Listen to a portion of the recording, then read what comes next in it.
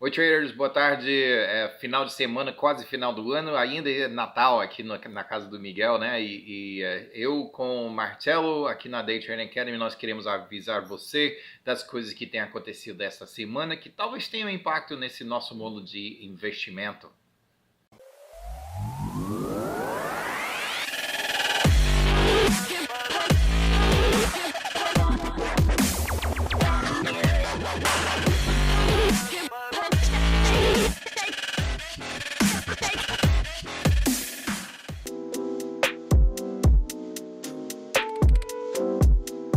Então, o que aconteceu essa semana? O índice Dow dos Estados Unidos inicialmente caiu 400 pontos abaixo de 22 mil devido ao nervosismo de investidores depois que o secretário de Tesouro dos Estados Unidos, Mnuchin, anunciou que através de uma série de conversas com diretores executivos dos maiores bancos do país, foi assegurado que esses bancos são saudáveis e têm ampla liquidez para emprestar a tanto consumidores quanto às empresas. Agora, por que divulgar de uma pesquisa dessa, né? Fez até parecer que ele teve dúvida. Agora, se a economia dos Estados Unidos realmente entrar em recessão, os mercados globais enfrentarão um mundo de problemas. Cerca de 85% de trading é feito com base em algoritmos, criando assim trading com o comportamento de um rebanho sem precedentes. A maioria move-se em uníssono e é incrivelmente rápido, e parece que um grupo como um todo não entende o lógico ou fundamentos por trás do movimento, né? Depois da pior semana para os mercados desde a grande recessão em 2008, mercados dos Estados Unidos estão nos seus pontos mais baixos de 20 meses. Mercados continuaram sua tendência baixista na segunda-feira e as bolsas de valores S&P 500 e Nasdaq ainda estavam em ritmo da pior performance de um dezembro de todos os tempos. Os mercados dos Estados Unidos tiveram uma grande recuperação na quarta-feira, dia após o Natal. Finalmente chegou Papai Noel, né? O Dow subiu mais de 1.000 pontos. Foi o maior aumento de pontos no índice num dia de todos os tempos. Ganhou 4,98%. Faltou só pouco para conseguir 5%. S&P 500 também subiu perto de 5% na quarta-feira, mas o maior ganhador foi o Nasdaq, que aumentou por quase 6%. Uma ação que, em parte, explica a alta do mercado de quarta-feira. Fundos de pensão com benefícios definidos dos Estados Unidos tiveram que implementar uma gigante reequilibração do fim do ano, transferindo-se para fora de títulos e comprando ações, uma das maiores da história. Isso indica, é por isso que teve tantas compras de ações, aumentando assim o preço tanto, né? Perto de 64 bilhões de dólares em compras de ações ainda precisam ser feitas nos últimos dias de negociação do quarto trimestre e do ano. Apesar do aumento quase meteórico nos principais índices de ação dos Estados Unidos, o Russell 2000 teve um aumento muito mais moderado de apenas 2,92%, apesar de ser o melhor dia de avanço para o índice desde 2011. O Russell é uma medida muito melhor da força econômica doméstica por ser um índice de empresas com pouco envolvimento internacional. Esta disparidade talvez seja uma indicação de que problemas ainda restam pela frente em relação às ações e à economia como um todo em 2019. Então, tivemos um dia muito, muito bom, mas isso não quer dizer que terminou-se esta baixada, né? Então, vamos ver, vamos ficar alertas e esperando e observando. Economistas geralmente não veem uma baixada iminente para a economia dos Estados Unidos. Ao invés disso, prevêem crescimento, porém mais lento para 2019. Principais riscos incluem um erro da Reserva Federal, quer dizer, aumentar taxa de juros demasiado, quando não deve, né? Ou uma escalada na guerra comercial entre os Estados Unidos e a China.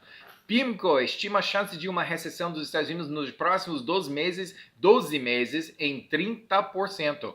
É a chance atual mais alta em todo o percurso da expansão econômica. Enquanto isso, economistas do Goldman Sachs veem uma chance de recessão em 2019 em apenas 10%. Então, todo mundo tem sua opinião, né? E talvez seja de alta, talvez seja de menos.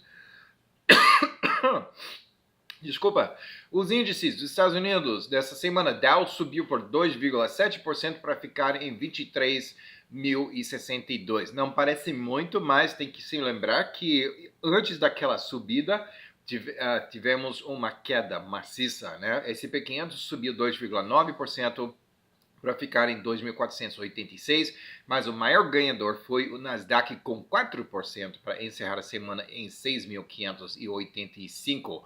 O dia de Natal viu uma queda de 5% nos mercados globais que estiveram abertos, colocando o principal índice de ações japonês oficialmente em mercado de urso. As bolsas de valores na Europa também estão agora de volta em níveis de 2016, após o dia de Natal. Cerca de 5,6 trilhões de dólares de valor patrimonial foram destruídos nos mercados acionários do leste asiático este ano, enquanto a queda global continua. Os investidores já estão se preparando para dias ainda mais voláteis para frente. A ascensão da Índia no cenário global tem passado outro marco. A Índia tornou-se o sétimo maior mercado de ações no mundo, superando a Alemanha, uma vez que o Reino Unido deixa a União Europeia, marco de março de 2019, através do Brexit. O bloco europeu terá apenas um país, a França, entre os 7 maiores mercados de ações.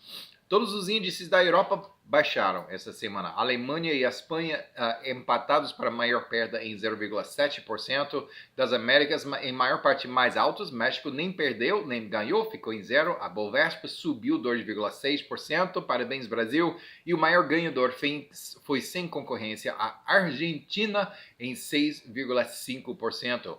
Índices da Ásia foram misturados. A China perdeu 0,9%, enquanto a Austrália ganhou 3,4%. Bitcoin encerrou a semana 1,6% mais alto, ficou em 3.942 dólares, caído muito desde aqueles altos de 17, 20 mil dólares, né? Investidores americanos estão viciados em dinheiro fácil, dinheiro barato, né? E tem sido uma força impactante no mercado que está diminuindo lentamente depois de uma década. A Reserva Federal dos Estados Unidos tem aumentado as taxas de juros 9 vezes em 3 anos. Também tem colhido o seu enorme balanço por quase 500 bilhões de dólares, drenando ainda mais a liquidez que incentivou compras de ativos mais arriscados. O euro está em 1,14 por dólar, taxa de juros em alta dos Estados Unidos, né? Consultor do Banco Central chinês, Sheng Songcheng, divulgou que no ano que vem a China não recorrerá a estímulo tipo inundação na política monetária. Caso contrário, o dinheiro provavelmente entrará novamente no setor imobiliário. Mas ele pode ser acreditado? Né? Quem sabe que aí é só uma fala dessa guerra comercial. Vamos ver, né?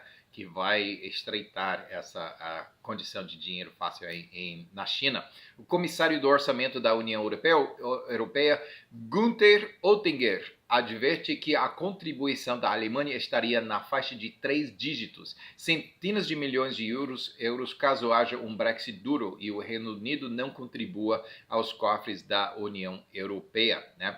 O óleo Brent caiu abaixo de 50 dólares por barril no meio da semana pela primeira vez desde julho de 2017, antes de se recuperar em meio a sinais que a OPEP e a coalizão podem ampliar ou aprofundar a produção. Antes de Natal, os preços do petróleo nos Estados Unidos tinham caído por mais de 40% desde que atingiram picos de 4 anos em outubro, acima de 76 dólares o barril. O petróleo continua sendo um importante indicador de crescimento futuro. Seu declínio acentuado e aumentos da produção de petróleo dos Estados Unidos e os preços das ações em queda refletem preocupações de que a economia global está se enfraquecendo. O presidente da OPEP, Suhail Asmaroui, em resposta à queda dos preços do petróleo, diz que o cartel já está preparado para prolongar ou aprofundar os cortes caso a redução de 1,2 milhões de barris por dia for insuficiente. E falamos semana passada que 1,2 milhões de barris por dia é pouquíssima coisa, né? É pingo no balde. O problema é que os Estados Unidos se tornaram o maior produtor mundial de petróleo bruto em setembro, estão aumentando a produção, ultrapassando a Rússia e a Arábia Saudita pela primeira vez desde 1973. Petróleo bruto dos Estados Unidos perdeu 0,8% para encerrar a semana semana em 45 dólares e 11 centavos o barril. Brent Internacional perdeu 2,7%, ficando em 52 dólares e 23 centavos por barril. Ouro está subindo rumo ao seu maior ganho mensal em quase 2 anos, após a paralisação parcial do governo dos Estados Unidos e preocupações sobre a perspectiva econômica de 2019. Ouro terminou a semana 2,2% mais alto, ficou em 1.283 dólares e 20 centavos por onça. Prata surpreendeu, subindo 5,1% para ficar em 15 dólares e 44 centavos por onça. Fundo Monetário Internacional prevê que o crescimento global desacelere para 2,5% em 2019, desde 2,9% de crescimento esse ano. Vendas de residências dos Estados Unidos esfriaram em 2018. Casas são vistas como caras demais para muitos compradores e os esforços para o Reserva Federal para afastar a economia das taxas de juros próximo de zero têm elevado os custos de hipotecas. As pessoas estão pensando, poxa, eu vou esperar um pouquinho. Vendas para as festas do fim do ano dos Estados Unidos cresceram no ritmo mais rápido em 6 anos, boiado por aumentos em salário e uma queda nos preços de gasolina. Atividade de compras de varejo desde 1º de outubro até dia 24 de dezembro aumentaram por 5,1% em relação ao ano anterior. Os compradores gastaram mais de 850 bilhões de dólares durante esse período.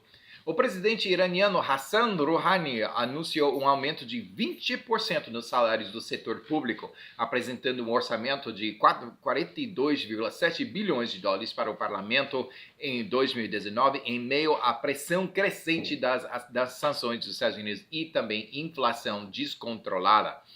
Banco da Comunidade Europeia também prevê que a atividade econômica global desacelere em 2019. Parece que tem consenso nessa questão, né? Prevê que permaneceria estável a partir de então e as pressões inflacionárias globais devem subir lentamente enquanto capacidade sobressalente diminui.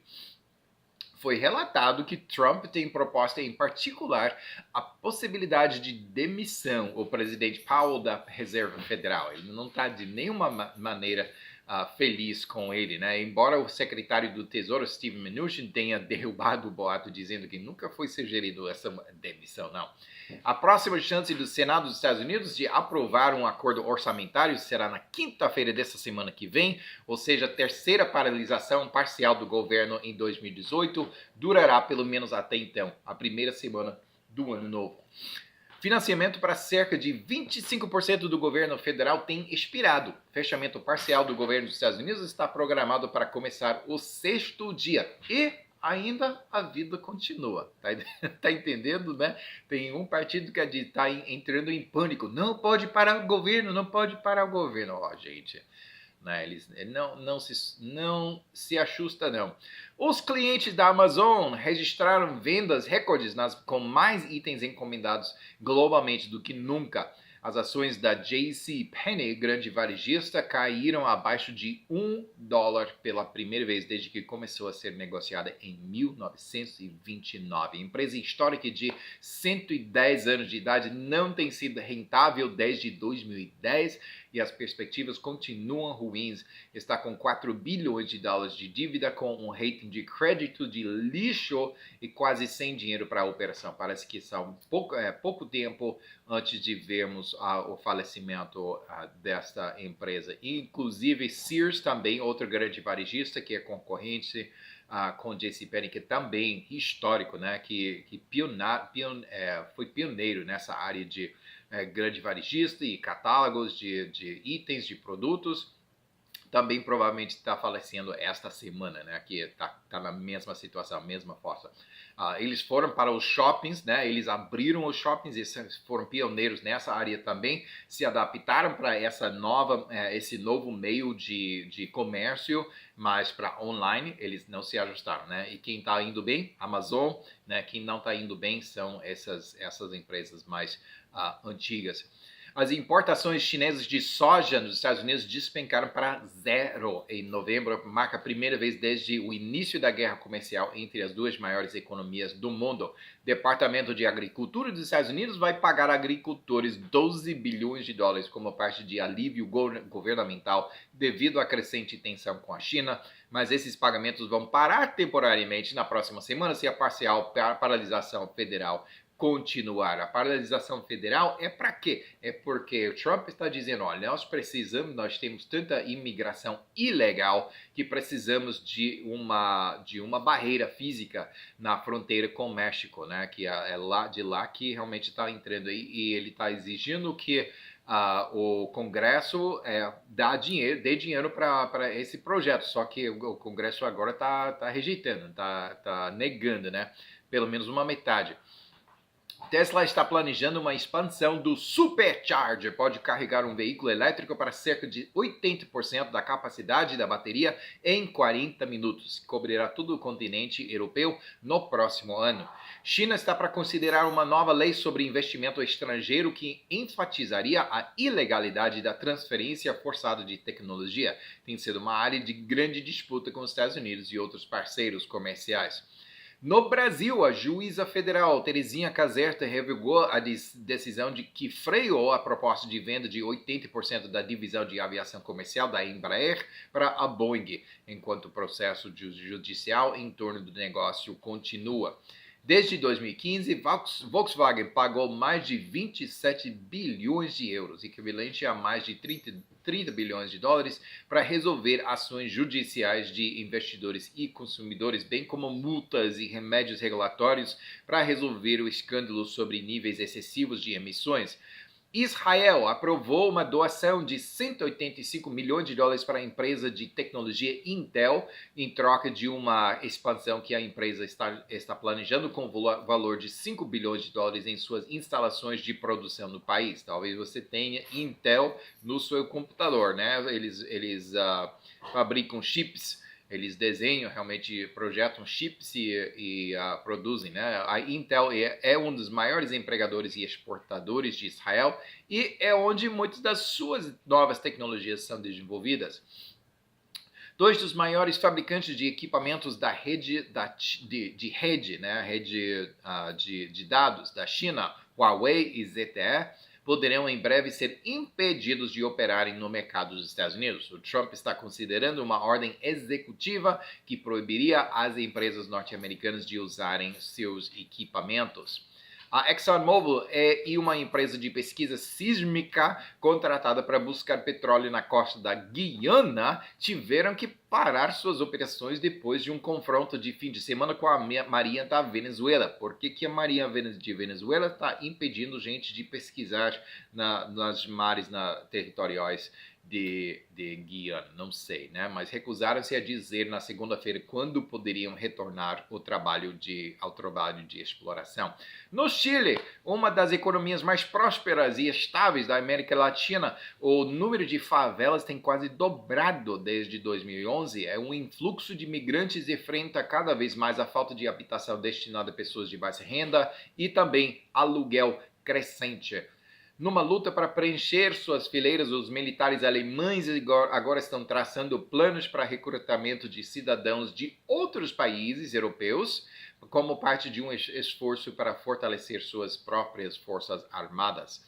Gente, maconha foi liberada para uso médico e pesquisa na Tailândia. Vai ter que viajar para a Tailândia, né? É a primeira legalização em uma região com algumas leis de drogas mais rígidas do mundo.